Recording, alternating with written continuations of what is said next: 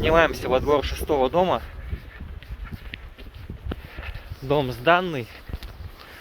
Тоже с небольшой задержкой они его сдали, но компенсацию выплатили. Здесь, как видите, ничего сверхъестественного.